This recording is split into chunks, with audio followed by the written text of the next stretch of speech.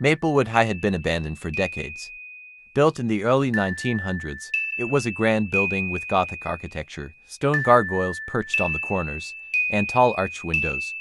The school closed suddenly in the 1980s after a series of inexplicable tragedies involving students and teachers. Ever since, the building was left to decay, but rumors swirled of strange sounds and shadows within its empty hallways.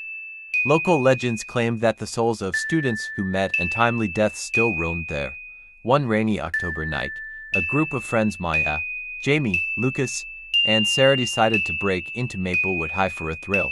They'd heard the rumors but were eager to see if the stories were just tall tales or something more. They brought flashlights and crept in through a broken window. The air inside was thick, smelling of dampness and decay, and their footsteps echoed eerily through the silent hallways. As they explored, they came upon the old gymnasium. The bleachers were coated in dust, and a torn basketball net hung limply. Suddenly, a loud asterisk bang asterisk echoed through the room, making everyone jump. They swung their flashlights toward the noise, but saw nothing. Nervously laughing, they chalked it up to a loose door. But as they continued exploring, Maya noticed something strange, faint, childlike laughter from somewhere down the hall. They pressed on, telling each other it was just the wind or their minds playing tricks. They climbed the stairs to the second floor, where the old classroom stood abandoned. It was then that Lucas pointed out a chalkboard in one of the rooms. In the darkness, he could see writing on it. "Will you play with me?" The chalk was fresh. They all froze, staring in disbelief, wondering who could have written it. Their unease grew when Jamie, who was a bit further down the hallway, turned pale. "Guys, there's someone here," he whispered. The others quickly moved to him and saw what he meant. A figure stood at the far end of the hallway, barely visible in the dim light. It looked like a girl in an old school uniform, her head bowed. Her hair was long and tangled, hanging over her face. They stared in stunned silence, and just as Maya whispered, "Let's get out of here," the girl's head slowly lifted. Her eyes were hollow, her mouth twisted into a silent scream. And then, as if from nowhere, there was the sound of multiple footsteps coming down the hallway towards them, but there was no one else there. Panic overtook them, and they bolted, running back down the stairs. But the footsteps only grew louder, echoing alongside them. Lucas tripped on a broken step, and as he scrambled to get up, he glanced back and saw the girl standing at the top of the stairs, her empty eyes fixed on him. They finally burst out of the gym and into the safety of the courtyard. They didn't stop until they were well away from the building.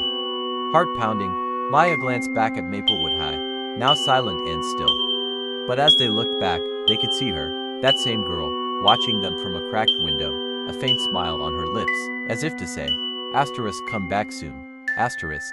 To this day, no one knows who she was or why she haunts Maplewood High, but some say that if you walk by the school on a quiet night, you can still hear those footsteps echoing through the halls, along with a faint, childlike whisper, "Will you play with me?"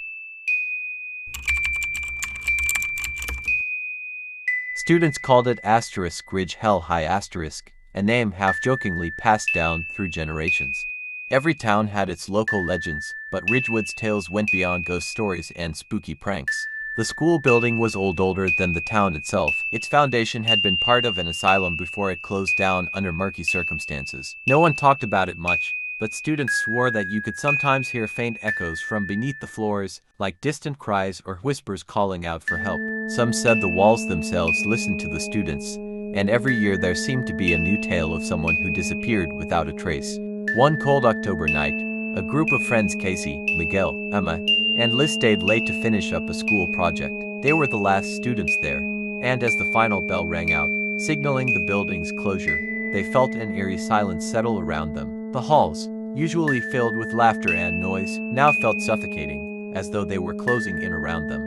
"Let's just get this done and go," Emma said, glancing down the empty hallway, "or we could split up and do it faster," Miguel suggested with a grin. Casey rolled his eyes. "Haven't you seen horror movies, Miguel? We're not splitting up." They worked quietly for a while, but then, almost as if on cue, the lights started to flicker. The air turned colder, and a strange, metallic smell filled the room. Is anyone else feeling that?" Liz whispered, her voice barely audible. They all nodded, unease creeping in. Miguel laughed nervously, brushing it off. Probably just the janitor messing with us or something. Suddenly, they heard footsteps echoing down the hall, a slow, rhythmic sound, like someone dragging heavy boots across the floor. The friends exchanged glances, each one afraid but trying not to show it. "Janitor," Miguel muttered again, but his voice wavered. They packed up quickly, deciding to leave, but as they stepped into the hallway, they noticed something was off. The corridor seemed longer, stretching endlessly, its far end swallowed by darkness. It wasn't this long before, Emma whispered. "Maybe it's just our nerves," Casey suggested, though he didn't sound convinced. They started walking, their footsteps echoing, mingling with the sound of someone coming closer. And then they saw it. A figure standing at the end of the hall, pale, translucent, with empty eyes that glistened like broken glass. It wore an old Ridgewood uniform, but it looked tattered, stained with something dark. Casey gulped. This isn't real." But the figure started moving toward them, and the closer it came, the more its eyes seemed to follow each of them, taking in every breath, every heartbeat. They froze, paralyzed as the figure's mouth opened. In a hoarse, whispery voice, it said, "Help me ... And then they noticed. The walls on either side of them were covered in scratch marks, like claw marks. Some looked new, raw and fresh, with splinters of wood hanging from the walls, as though someone or something had desperately tried to escape. Panic setting in, they turned to run, but as they did, they found the hallway now looped, leading them back to the same spot no matter how far they ran. Each time, they came face to face with the figure, which seemed to get closer, its eyes growing more hollow, more desperate. "Let's just stop trying to talk to it or something," Emma cried out, her voice shaking. As if it had heard her, the figure stopped, and a look of sorrow spread across its face. It raised a ghostly, trembling hand and pointed at the floor. And there, beneath them, a trapdoor creaked open, revealing a dark, narrow stairway leading down.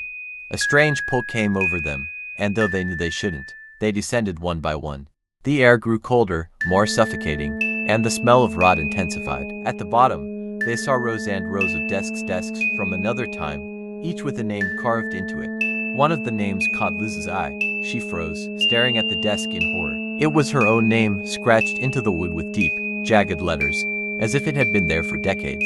The other desks bore names they recognized, students who had disappeared over the years, names long forgotten but now clear as day. And then they heard the door above them slam shut, plunging them into darkness.